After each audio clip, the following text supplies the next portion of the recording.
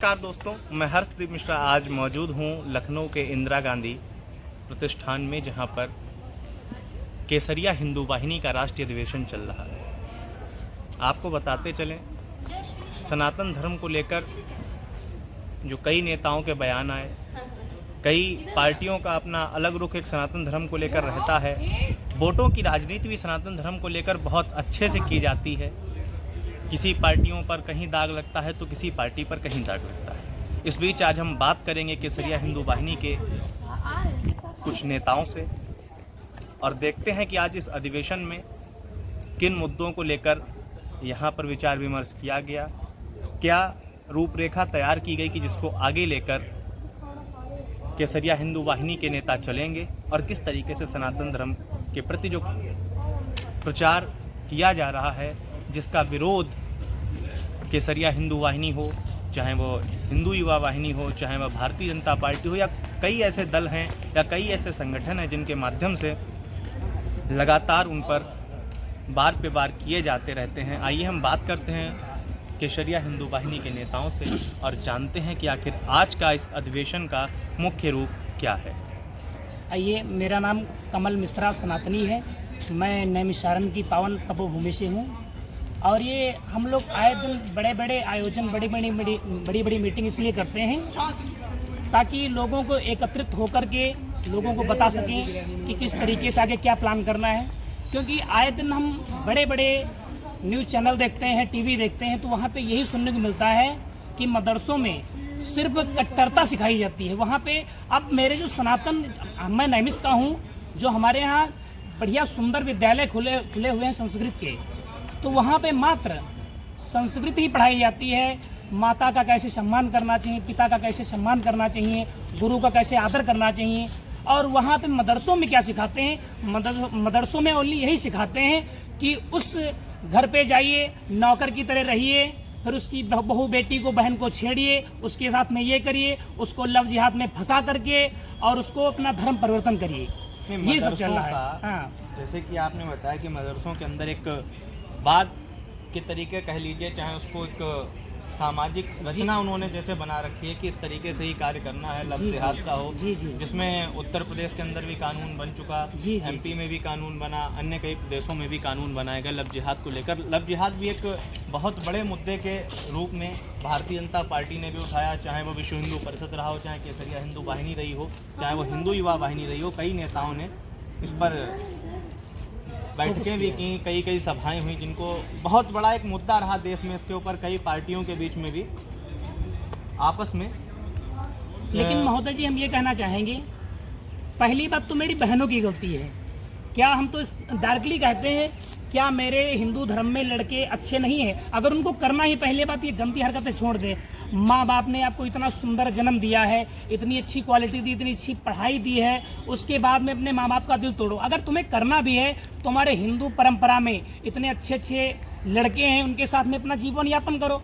और अगर हिंदू, आपने कहा हिंदू शब्द का आपने प्रयोग किया। जी, अगर, लेकिन आपने कहीं ना देखा होगा कि एक हिंदू धर्म के अंदर कास्ट वाइज को लेकर बहुत सी चीजें कही जाती हैं, तो ये जब, लेकिन हाँ, उसी पे होता क्या है कि जब मालूम चला किसी लड़के या लड़की के बीच में संवाद चल रहा होता है, प्रेम प्रसंग चल रहा होता है उसके बीच में, लेकिन कहीं ना कहीं ऐसी चीजें आ जाती हैं कि जात पात को लेकर, तो इस जात पात की हिंदू धर्म के अंदर जो इतनी बड़ी बीमारी एक पैदा हो गई है, उस पर क्या कहना चाहेंगे? क्योंकि जात पात जो है वो बहुत बड़ी अड़चन के रूप में कहीं ना कहीं सामने दिख रहा है। कई ना कई ऐसे केसेस हमारे सामने भी आ चुके हैं जिसमें कई ने आत्महत्या करी, कई भी ऐसे चीजें हुई जिससे लोगों को समस्याएं हुई। हमारे सनातन में जाति की व्यवस्था की कोई व्यवस्था ही नहीं है।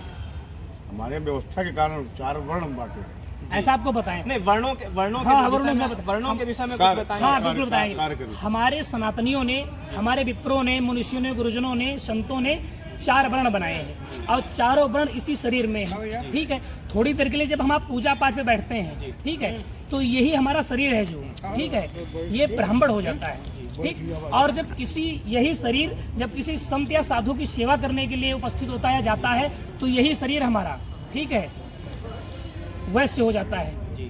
और जब यही शरीर हमारा कोई रणस्थल में पहुंचता है, तो यही शरीर हमारा क्षत्रिय हो जाता है। और जब कहीं पे हम साधु संत की सेवा करते हैं और कहीं पे कोई अपना परिवार चलाने के लिए कुछ करते हैं, तो यही हमारा शरीर शुद्ध बन जाता है। लेकिन सबसे बड़ी एक कमी कहाँ पर आई कि जिस तरीके से आज आप लोग देख रहे होंगे कि हिंदू समाज के अंदर फूट से फूट बनती चली जाती हैं, जातियों को लेकर, चाहे आप धर्म को लेकर, कहीं ना कहीं कई लोगों के ऐसे कटाक्ष आते रहे, कई विवादित बयान भी आते रहे हैं कि आप देखते होंगे ज्यादातर जातियों को लेकर अलग अलग जातियों को लेकर कि अलग अलग संगठन बनाए जाते हैं। ऐसा है महोदय जी, इसमें आखिर कमी कहाँ पर रही? कमी ये है, अब थोड़ी देर के लिए हम लोग 24 घंटे अपने सनातन धर्म का प्रचार करते हैं, मांस मदिरा मीट को मना करते हैं, हम उनके पास में आपने गाय की बात की, उत्तर प्रदेश सरकार ने गायों के ऊपर बैन लगाया जी कि गाय कटना बंद होंगी। जी उसके बाद आप देखते हैं कि कई गौशालाएं ऐसी हैं जहां पर गायों को अंदर तो लिया जाता है लेकिन वो चली जाती हैं, वहां पर देख रेख नहीं हो रही है। एक्सीडेंट इतने ज्यादा बढ़ चुके हैं उत्तर प्रदेश के अंदर, कई ऐसे एक्सीडेंट अब आपको हम बताएं, इसी पे उत्तर प्रदेश के अंदर हो रहे हैं। थोड़ी देर के लिए दादाजी, एक मिनट, जैसे थोड़ी देर के लिए मेरी माँ ने हम आपको जन्म दिया है, क्या हमारा आपका ये दायित्व बनता है जब हमारी आपकी माँ जन्म दे और जब हम आप बड़े हो जाएं, वो बुजुर्ग हो जाए, तो उसको छोड़ दें, उसको कहीं भगा दें, उसको मार डालें? नहीं, मैंने भी जब तक हमने उसका दूध पान किया, जब तक हमने उसका दूध पान किया, जब तक वो लगने के लायक हुई, उसने दूध दिया, तब तो उसको हम लगाए, और जब दूध चला गया। मैं एक संदेश भी आपके माध्यम से लोगों तक पहुंचाना चाहता हूं। मैंने भी ये चीज कई जगह देखी है कि लोगों ने गाय को पकड़ा, जब तक वो दूध देती है, जब तक उसे घर पे रखा जाता है, जी बिल्कुल, उसके बाद वो चरने के लिए छोड़ दी जाती है, वो चाहे किसी के खेत में भी जाए, उन्हें नहीं मतलब। उसको गाय को पकड़ा और गाय का दूध निकाला, उसके बाद उसको छोड़ दिया। इस पर आप लोगों को क्या संदेश देना चाहते हैं कि आखिर, और ज्यादातर हिंदू समाज के ही लोग होते हैं? हाँ, हिंदू समाज के मैं सीधा एक प्रार्थना ही करूंगा और अपने 30 साल पीछे जाने को कहूंगा। जो वर्तमान है इससे 30 वर्ष केवल पीछे जाने की जरूरत है, ज्यादा पीछे जाने की भी जरूरत नहीं। हमने बचपन में देखा कि हमारी जैविक खाद जी, जो उपयोगिता लोग नहीं समझ पा रहे हैं कि गाय केवल दूध ही उसका कीमती नहीं है, उसका गोबर, उसका गोमूत्र, गाय की एक एक चीज। जैसे छोटा सा उदाहरण मैं दूंगा, अगर कोई गाय मृत हो जाती है, आप उसका जहाँ पर अंतिम संस्कार करते हैं, एक आम का पौधा लगाते हैं, दूसरे की अपेक्षा, पौधे की अपेक्षा उसमें 2 गुनी फसल आएगी और उसका स्वाद भी मीठा होगा, क्योंकि गाय का सींग जीवन भर खाद्य प्रदान करता है। और हमारा गाय का गोबर, जो हमारा आज यूरिया और DAP किसान घाटे में जा रहा है, उसको बिना लागत के खाद मिलती थी, वो अपने खेत में डालता था बिना लागत के, क्योंकि वो खाता क्या था, हमारा बचा हुआ अवशेष। गेहूँ हमने अपने घर के लिए लिया और उसका जो भूसा बनाया वही तो हमारा गौ खाद है। और उसी के उपयोगिता को इस्तेमाल करते हुए हम 0 बजट खेती करते थे, क्योंकि बैल ही हमारे जो वही बोल रहे हैं। और आप से पूछना चाहूँगा, खेती के बीच में बात आई और खेती प्रधान देश भी कहा जाता है भारत, खेती करने वालों की संख्या भी सबसे सर्वाधिक भारत के ही अंदर मानी है। आजकल खाद का प्रयोग इतना ज्यादा हो रहा है कि आपको नहीं लगता है कि ऐसे नशीली दवाओं पर रोक लगनी चाहिए, जिसके कारण सब्जियां हों, जिसके कारण लिए अभी कुछ चीजें ऐसी हैं जिन पर रोक लगनी चाहिए, जिससे हिंदू धर्म जो है वो अपने आप को, और कहीं कहीं लोग कहते हैं ना कि मैं ठगा हुआ महसूस करता हूं। तो ऐसी कौन कौन सी चीजें भी रह गई हैं जिनकी आज हमें परम सौभाग्य मिला, जो भी हम योगी जी के आवास पे पहुंचे, वहाँ पे काफ़ी पुलिस फोर्स एकत्रित था, तो वहाँ पे मैंने काफ़ी प्रयास किया, तो जहाँ पे जनता दरबार लगता है, तो वहाँ पे हम पहुँचे। हमारे महोदय जी वाराणसी के लिए जा रहे थे, जहाँ पे मोदी जी का प्रस्थान हुआ है, तो सिर्फ उनकी हमने झलक देखी मात्र। उन्होंने कहा कहाँ से हो, तो मैंने बताया कि हम नैमिषारण्य से हैं। उन्होंने मेरा नंबर नोट कर लिया, साथ में थे, और उन्होंने कहा ठीक है, हम नैमिष आकर के और संपर्क करेंगे हम।